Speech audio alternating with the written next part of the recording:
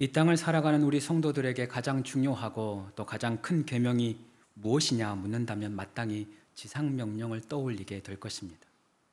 너희는 가서 모든 민족으로 제자를 삼아 아버지와 아들과 성령의 이름으로 세례를 베풀고 내가 너희에게 분부한 모든 것을 가르쳐 지키게 하라.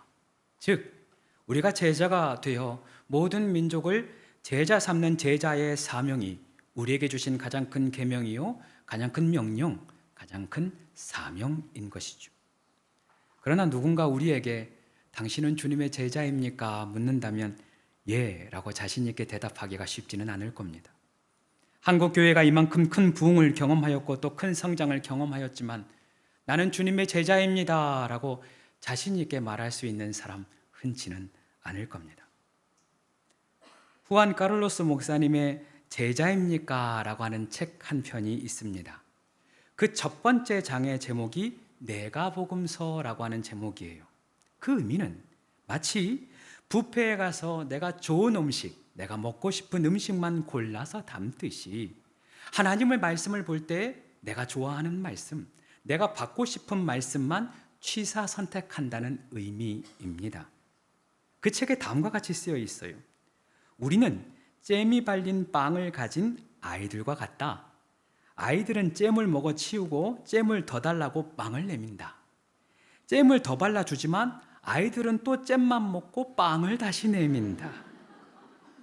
주 예수님은 생명의 빵이시고 천국은 잼에 비교될 수 있을 것이다.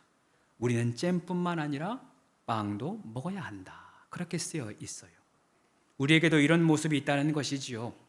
복음의 축복을 받아들이는데 복음의 사명은 뒤로 합니다. 복음의 은혜를 받아들이는데 복음을 전하는 제자의 사명은 조금은 주저하게 되는 것이지요. 문제는 우리가 잼만 먹고 빵을 취하지 않을 때 진정한 그리스도의 삶을 살 수 없다는 데 있습니다. 복음의 축복은 취하는데 복음의 사명을 취하지 않을 때 우리는 빛과 소금의 삶을 살 수가 없으며 복음의 능력을 경험할 수 없을 뿐만 아니라 복음의 진정한 승리를 경험하기도 어렵다는 것입니다. 그래서 우리가 제자의 본질을 찾고 제자의 마음을 품고 제자로 살아가는 것은 너무도 중요한 것이죠. 오늘은 본문의 말씀을 통해 우리는 주님의 제자입니다. 우리는 주님의 제자입니다 라는 제목으로 하나님의 은혜를 나누고자 합니다. 한번 따라해 볼까요? 우리는 주님의 제자입니다. 오늘 우리가 읽은 본문은 예수님의 핵심 사역을 소개하며 그 문을 열고 있습니다. 35절 말씀 이렇게 기록합니다. 예수께서 모든 도시와 마을에 두루 다니사 그들의 회당에서 가르치시며 천국 복음을 전파하시며 모든 병과 모든 약한 것을 고치시니라 라고 되어 있습니다. 오늘 성경의 저자는 마태이지요. 마태가 세리 출신이라서 그런지 몰라도 그는 정리하고 요약하는 것에 탁월한 은사가 있었어요. 요즘 말로 하면 정리의 달인 같은 그런 거예요. 그런 마태가 보니까 주님의 수많은 사역들이 세 가지로 나누어진다는 것을 발견하게 되는 것입니다. 그것이 바로 오늘 성경이 이야기하는 가르치고 전파하고 고치시는 사역이었습니다. 우리는 이 사역들을 예수님의 삼중 사역이다라고 부르지요. 예수님은 가르치는 곳마다 말씀을 가르치셨습니다. 가르치는 그 말씀이 얼마나 놀라웠던지 듣는 이마다 감격하고 놀랬습니다. 우리 주님은 머무르는 곳마다 천국 복음을 전파하셨습니다. 회개하라 천국에 가까웠느니라 말씀하시며 천국의 도를 알려주셨지요. 뿐만 아닙니다. 예수님은 가는 곳마다 약한 것과 병든 것을 고치셨습니다. 눈먼 자를 고치시고 안진뱅이를 일으키시고 귀신 들린 자를 고치실 뿐 아니라 심지어 죽은 자도 다시 살리십니다. 할렐루야. 이러한 예수님의 사역은 지역을 막론하고 이루어졌습니다. 오늘 성경은 예수님이 갈릴리 모든 도시와 마을을 두루 다니셨다라고 기록합니다. 이 안에는 유대인들이 그토록 멸시하였던 사마리아 땅도 포함이 됩니다. 이처럼 예수님의 사역의 현장은 귀천이 없었어요. 빈부가 없었습니다. 오히려 가난한 자, 소외된 자, 병든 자, 멸시받는 자들 찾아가 그들에게 복음을 전하시고 그들을 치유하시고 그들에게 생명의 역사를 펼쳐 가시는 것입니다. 오늘도 마찬가지입니다. 우리 주님이 우리의 가정에 오시면, 우리의 목장에 오시고 우리의 삶의 자리와 공동체에 오시면 이와 같은 구원의 은혜가 펼쳐지게 될 줄로 믿습니다.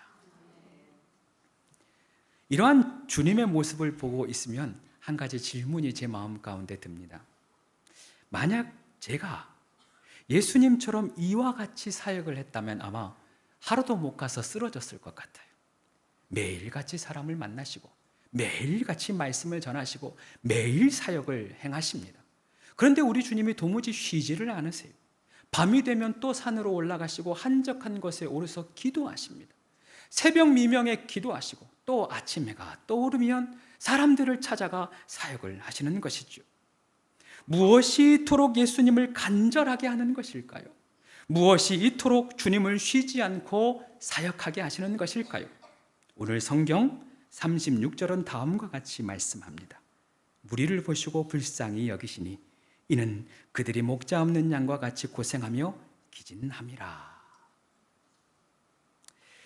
당시 이스라엘은 로마 제국의 통치를 받고 있었습니다. 로마의 압제 속에서 감당할 수 없는 세금을 내면서 고단한 삶, 힘겨운 삶을 살고 있었지요. 그러는 와중에 분봉왕 헤롯은 날마다 사치와 방탕함으로 나를 치세웠고 그 백성들을 돌봐야 할 제사장과 영적 지도자들도 자기의 목숨, 특별히 자기의 욕심만 채우기 급급합니다. 그렇습니다. 지금 백성들에게는 목자가 없는 거예요.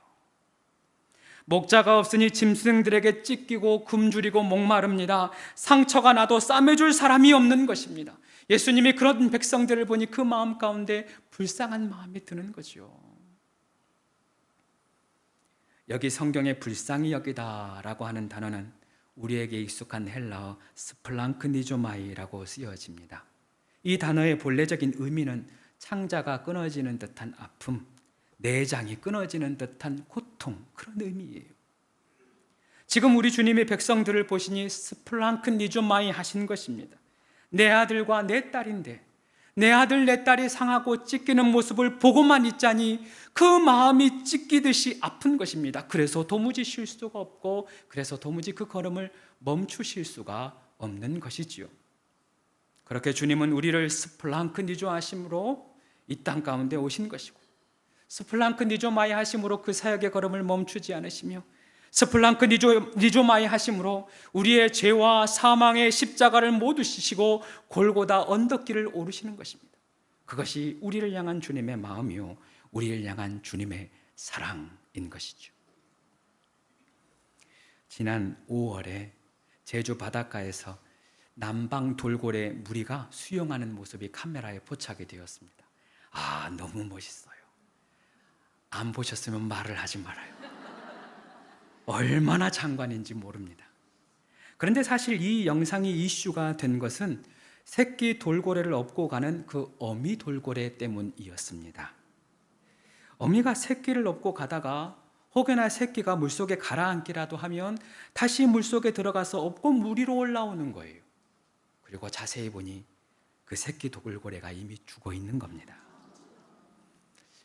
왜 어미 돌고래가 이런 행동을 하는가 전문가들이 살펴보니까 새끼 돌고래에게 숨을 쉬게 하려고 이 어미 돌고래가 도와주는 거래요.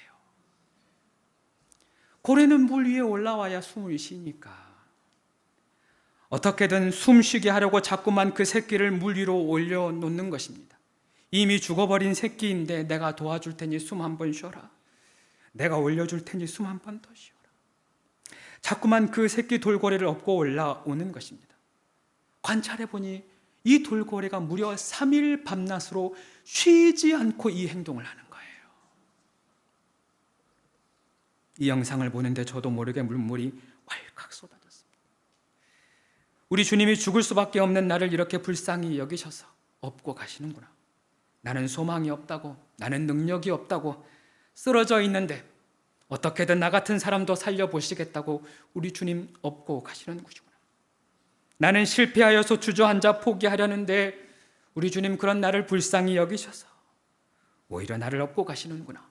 나를 불쌍히 여기셔서 쉬지 못하고 지금도 일하시는구나 라는 마음이 들었습니다.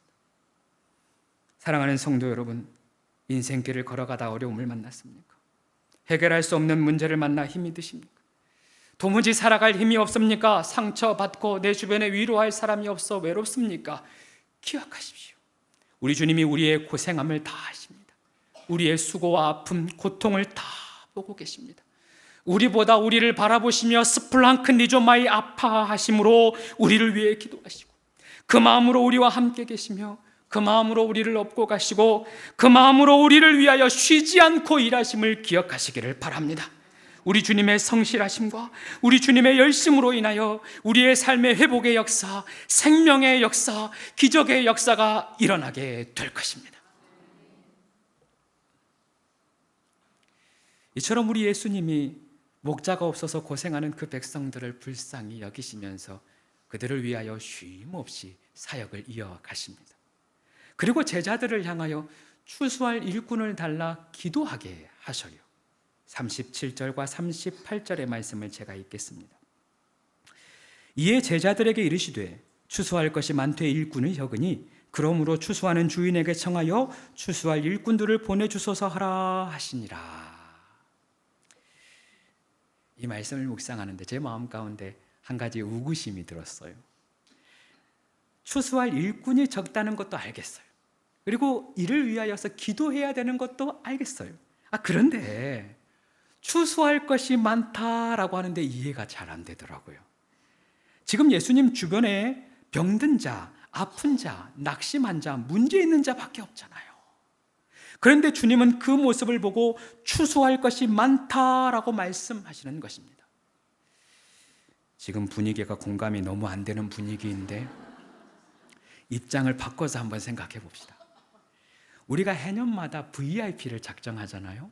권사님 VIP 내세요, 집사님 VIP 작정합시다 라고 하면 다들 없대요. 아니 집사님 남편분 아직 교회 안 나오시잖아요. 아니 권사님 자녀분 아직 교회 안 나오지 않습니까? 라고 하면 그 사람은 안 나온대. 도무지 안 된대. 심지어 그 사람 오면 나 교회 나간대. 근데 그게 현실이에요. VIP가 없어요. 그런데 주님은 여전히 우리에게도 추수할 것이 많다라고 우리에게 말씀하시는 것입니다. 무엇이 다른 것일까요?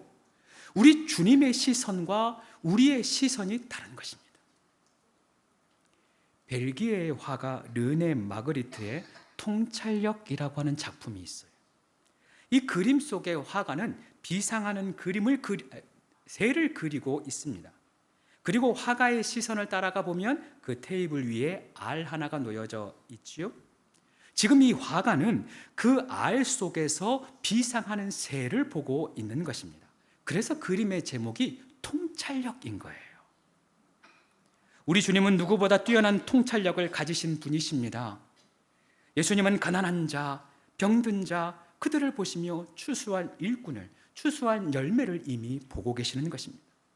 어린아이의 작은 도시락을 보시면서 5천 명이 먹고 남을 것을 이미 보셨고, 갈대와 같이 흔들리는 시몬을 보시며 반석과 같이 든든히 설 베드로를 보시는 것입니다.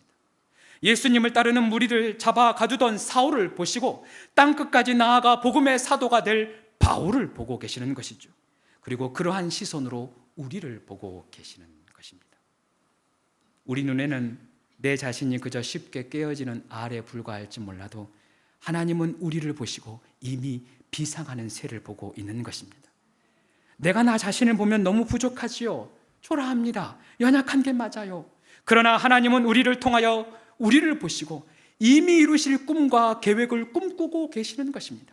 그 계획을 바라보고 우리의 인생을 최고의 작품으로 그려 가시는 것이죠. 한 가지 재미있는 것은 이 작품의 제목에 풀네임이 있어요. 원래 이름은 통찰력하고 가로 열고 자화상 가로 닫고 이렇게 되어 있어요. 통찰력, 자화상, 이게 본래 이름입니다. 우리 스스로에게도 이와 같은 통찰력, 이와 같은 시선이 필요하다는 의미이겠죠. 방금 우리가 읽은 말씀을 요한복음 4장에서도 한 번 더 등장을 하는데 다음과 같이 쓰여져 있습니다. 너희가 넉 달이 지나야 추수할 때가 이르겠다 하지 아니하느냐? 내가 너희에게 이르노니 눈을 들어 밭을 보라. 눈을 들어 보라. 희어져 추수하게 되었도다 라고 되어 있습니다. 무슨 말입니까? 우리도 영적인 눈을 들어서 주님이 보시는 것을 보아야 한다는 것입니다. 주님의 시선으로 내게 주어진 사람들을 보아야 한다는 것이죠. 위대한 역사는 위대한 미래를 볼 수 있는 눈에서부터 시작이 됩니다. 와트는 주전자에 끓는 물을 보고 증기기관을 보았어요. 뉴턴은 사과나무에서 사과가 하나 툭 떨어지는 것을 보고 만유인력의 비밀을 봅니다. 라이트 형제는 하늘을 나는 새를 바라보면서 인류의 꿈인 비행기를 보았지요. 마틴 루터킹 목사님은 차별 가득한 세상에서 흑인의 자녀들과 백인의 자녀들이 함께 더불어 사는 세상을 보았습니다. 사랑하는 여러분, 여러분은 지금 여러분 자신을 어떤 시선으로 바라보고 계십니까? 여러분은 여러분의 자녀를 어떤 눈으로 바라보고 계십니까? 여러분은 여러분 주변에 있는 사람들을 어떠한 시선으로 보고 있습니까? 그동안 육신의 눈으로 바라보았다면 이제 그 육신의 눈을 닫고 영적인 눈을 떠서 자신을 바라보시기를 바랍니다. 주님의 시선으로 여러분의 자녀들의 미래를 꿈꾸어 보십시오. 하나님의 시선으로 내 목장 식구들을 보시고 하나님의 시선으로 내 이웃을 바라보십시오. 그리하면 비상하는 새를 우리도 보게 될 줄 믿습니다. 위대한 걸작품을 보게 될 줄로 믿습니다. 하나님의 위대한 꿈을 우리도 꾸게 될 줄로 믿습니다. 이렇게 예수님은 고생하며 지쳐있는 백성들을 바라보시며 추수할 일꾼을 달라 기도하게 하시죠. 여기서 우리는 주님이 추수할 일꾼을 달라 기도한 것에 주목해야 합니다. 예수님은 지금의 상황에서 위대한 통치가나 큰 힘이 있는 왕을 구하지 않았습니다. 능력이 있는 장군을 구한 것도 아니고요. 유능한 정치가나 탁월한 교육가, 재력가를 구한 것도 아니었습니다. 예수님이 구한 것은 오직 충성된 일꾼, 오직 충성된 일꾼이었습니다. 무엇을 의미합니까? 예수님의 구원의 전략이 추수할 일꾼이었던 것이에요. 예수님의 사역의 전략이 제자였던 것입니다. 예수님의 구원의 꿈을 이루고 하나님 나라의 꿈을 이루는 그 통로가 제자였던 것이죠.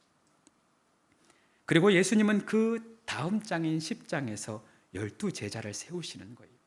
10장 1절의 말씀을 제가 읽습니다. 예수께서 그의 12제자를 부르사 더러운 귀신을 쫓아내며 모든 병과 모든 약한 것을 고치는 권능을 주시니라. 많은 사람들이 이 9장과 10장은 별도의 장이라고 생각이 됩니다. 이 9장이 추수할 일꾼을 주셔서 기도하는 장면으로 끝이 나지요. 그리고 이제 10장에서는 제자를 세우는 장면이 시작됩니다. 완전히 새로운 시작처럼 다가오는 거지요. 그러나 그렇지는 않습니다. 원어를 살펴보면 이 10장 1절이 카이라고 하는 접속사로 시작이 됨을 보게 되어져요. 즉 예수님께서 추수할 일꾼을 달라 기도하게 하시고 그리고 바로 이어서 12제자를 부르시는 것입니다. 유진 피터슨의 메시지 성경을 보면 이 장면을 조금은 수월하게 이해할 수가 있습니다. 이렇게 쓰여 있습니다. 그 기도는 곧 응답되었다. 앞에 있는 기도겠죠. 그 기도는 곧 응답되었다. 예수께서 자기를 따르는 사람들 가운데 12명을 불러 무르익은 밭으로 보내셨다라고 되어 있습니다. 이 장면은 우리에게 매우 중요한 사실을 깨닫게 합니다. 하나님은 일꾼을 다른 곳에서 데려오는 것이 아닙니다. 기도하는 우리를 불러 일꾼을 세우신다는 거예요. 저 먼 곳에서 어떤 특별한 사람을 불러서 이곳에서 일하시는 것이 아니라 저 먼 곳에서 어떤 특별한 은사를 가진 사람을 불러 제자를 세우는 것이 아니라 우리가 예배하는 이곳에서 우리 한 사람 한 사람을 부르시고 우리 한 사람 한 사람을 세우사 우리에게 능력을 주시고 우리로 하여금 제자가 되게 하시는다는 것입니다. 그렇습니다. 예수님의 은혜를 받은 모든 사람은 제자가 될 수 있습니다. 아니, 제자가 되어야 합니다. 예수님은 평범한 사람들을 들어 비범한 역사를 만들어 가십니다. 베드로는 학력이 부족했지요. 도마는 늘 의심이 많았던 사람입니다. 이미 보았지만 마태는 동족에게서 세금을 걷어서 로마에게 바쳤던 세리였습니다. 심지어 유다는 예수님을 배신하고 팔았잖아요. 그러나 예수님은 그런 모든 제자들을 하나하나 택하셔서 그 연약한 제자들을 택하셔서 온 세계에 복음을 전케하는 통로가 되게 하시는 것입니다. 제자는 특별한 누군가가 되는 것이 아니고, 자격 있는 누군가가 되는 것이 아니고, 기준에 미치지 못해도, 자격이 부족하여도, 배우지 못하여도 주님이 부르는 그 사람이 누구든지 제자가 되는 것입니다. 제자의 삶을 살면 어떤 유익이 있을까요? 먼저는 내 믿음이 성장이 됩니다. 날마다 하나님이 공급하시는 은혜를 얻습니다. 때마다 시마다 주시는 하나님의 능력을 경험하게 됩니다. 하나님이 주시는 열매를 보게 됩니다. 아멘을 할 때까지 계속해요. 정신을 바짝 차려야 합니다. 지금 매우 중요해요. 천국의 상급이 있습니다. 천국의 열매가 쌓여지게 되는 것입니다. 하나님의 기뻐하시는 사역에 동참하는 은혜를 얻게 됩니다. 날마다 복음으로 승리하는 삶을 살게 되는 것입니다. 그래서 우리를 향하여서 계속 제자로 오라, 제자로 서라 부르는 것이죠. 그렇다면 당시의 제자들처럼 우리도 가정과 직장 다 버리고 주님을 따라야 하는 것일까요? 그렇지는 않습니다. 제자, 이 마데테스의 뜻이 예수님께 부름을 받아 예수님께 배우는 사람이라고 한다면, 사도라고 하는 뜻은 예수님께 보냄을 받아 세상으로 나아가는 제자를 의미합니다. 즉, 우리는 하나님께 보냄받은 제자들인 거예요. 가정에 보냄받은 제자들, 직장에 보냄을 받은 제자들, 삶의 자리에 보냄을 받은 제자들, 삶의 곳 처소처소에 여러분의 삶의 자리에서 하나님의 복음을 전하고 하나님의 사랑을 나누기 위해 보냄을 받은 제자라고 하는 것입니다. 사랑하는 여러분, 그렇습니다. 제자의 사명은 목사나 선교사에게만 주는 사명이 아닙니다. 제자의 부르심은 특별한 은사나 특별한 능력이 있는 사람에게 주어지는 것이 결코 아닙니다. 예수님의 말씀을 따라 복음을 믿고 그 복음을 따르는 모든 사람들은 제자가 될 수 있고 제자가 되어야 하는 것입니다. 저와 여러분이 주님의 손과 발이 되어 세상을 치유하고 변화시키는 주님의 제자가 되기를 축복합니다. 주님이 이미 보내신 여러분의 가정, 여러분의 목장과 삶의 자리에서 제자의 사명을 아름답게 감당하는 저와 여러분의 삶이 되기를 소망합니다. 이제 말씀을 마무리하려 합니다. 제자의 삶은 어려운 데서부터 시작되는 것이 아닙니다. 제자의 삶은 내가 받은 주님의 사랑, 내가 경험한 주님의 사랑을 내 곁에 있는 사람에게 나누고 전하는 데서부터 시작이 됩니다. 지난 주일 알파 때 한 권사님께서 함께 일하는 청년 한 명을 게스트로 초청을 했습니다. 어린 시절 신앙생활을 하다가 오랫동안 교회를 다니지 않았던 청년이에요. 그런데 그 청년이 알파 처음 참여하는 그날부터 은혜를 받은 겁니다. 그때 알파 토크를 제가 했어요. 할렐루야. 물론 제가 잘한 게 아니라 하나님의 때가 된 거죠. 그렇게 알파를 마치고 이번에 치유수양에도 들어가고, 치유수양에 때 얼마나 많이 은혜를 받았는지 마지막에 간증까지 했답니다. 이 권사님이 그 청년에게 요즘 어떠냐 물어봤더니 이렇게 얘기를 해요. 권사님, 요즘에 제가 교회가 너무너무 좋아요.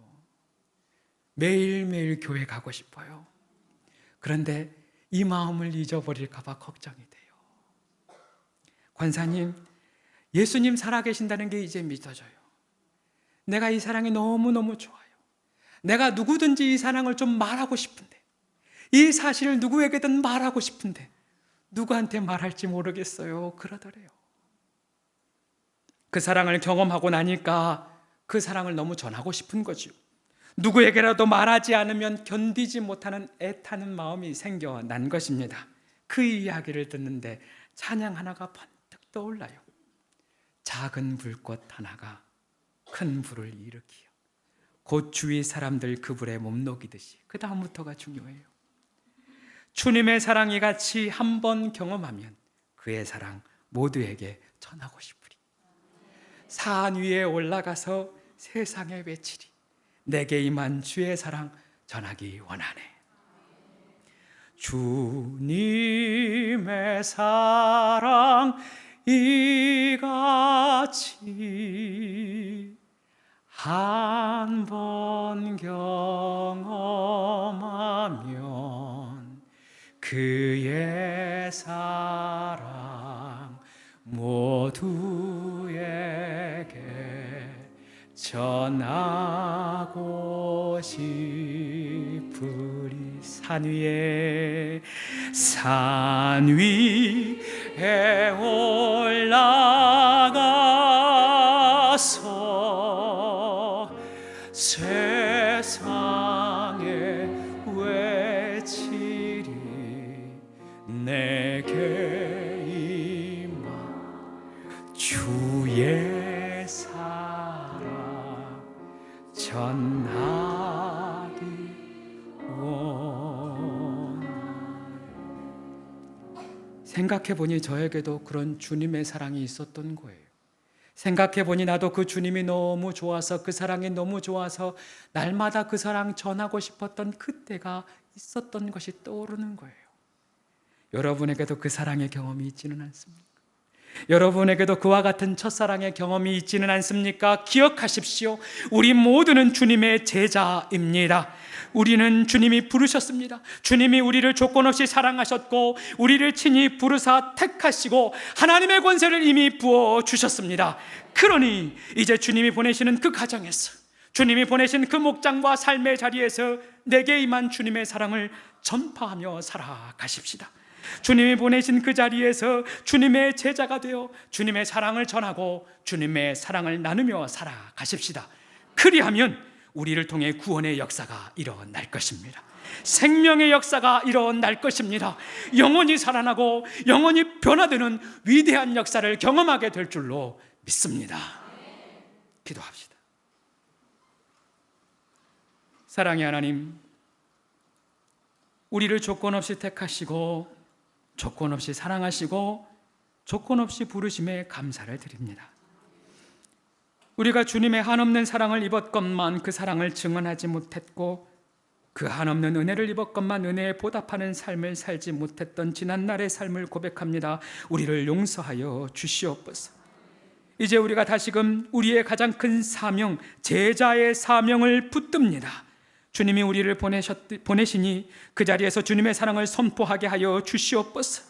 주님이 그러하셨듯이 우리도 그들을 긍휼히 여기며, 주님이 그러하셨듯이 우리도 그들을 주님의 시선으로 바라보고, 주님이 그러하셨듯이 우리도 그들을 사랑으로 섬기며 제자의 삶을 살아가는 우리 모두가 되게 하여 주시옵소서. 우리를 통하여 이 땅을 변화시키실 우리 구주 예수 그리스도 이름으로 기도드립니다. 아멘.